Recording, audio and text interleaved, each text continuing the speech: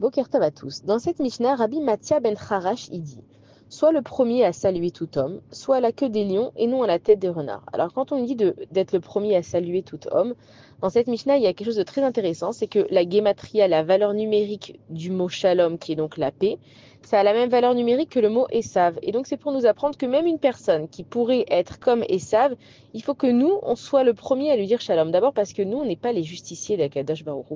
Même si je vois une personne qui a pas l'air super sympathique ou j'ai entendu qu'elle a fait des choses pas très bien, qui je suis moi pour décider est-ce qu'elle mérite mon shalom ou pas? Kadosh Baruch Hu nous a mis dans un monde avec des gens, que ce soit des juifs, des non-juifs, peu importe. On doit le respect aux créatures d'Akadosh Baruch Hu.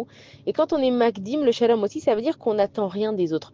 Quand dans la vie, on attend toujours des autres, que ce soit les autres qui nous invitent, qui nous appellent, qui nous considèrent, qui nous, on est souvent déçus. On sait que nos déceptions sont à la hauteur de nos attentes.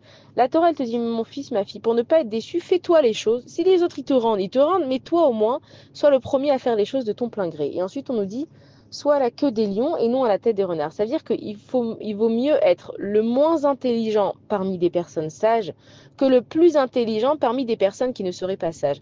Et on a un dicton en français qui dit, dis-moi qui tu fréquentes, je te dirai qui tu es.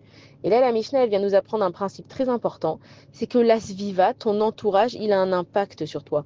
Même si toi, tu penses que tu vas vivre cloîtré dans ta maison, ou que toi, c'est métro, boulot, dodo, et que tu vas pas te mélanger, automatiquement, vu qu'on a compris qu'on a un conscient, un subconscient qui enregistre les informations, à force de voir des choses, notre cerveau, il enregistre. Ça veut dire, c'est comme si, par exemple, moi, la première fois que je vais faire du lachon hara, ça va être très grave, je vais m'en vouloir. La deuxième fois, la troisième fois, c'est moins grave. Première fois qu'une personne, elle va mentir, ça va être grave au tout début. Après, c'est de moins en moins grave. Pourquoi? Parce que le cerveau, il a déjà enregistré l'information.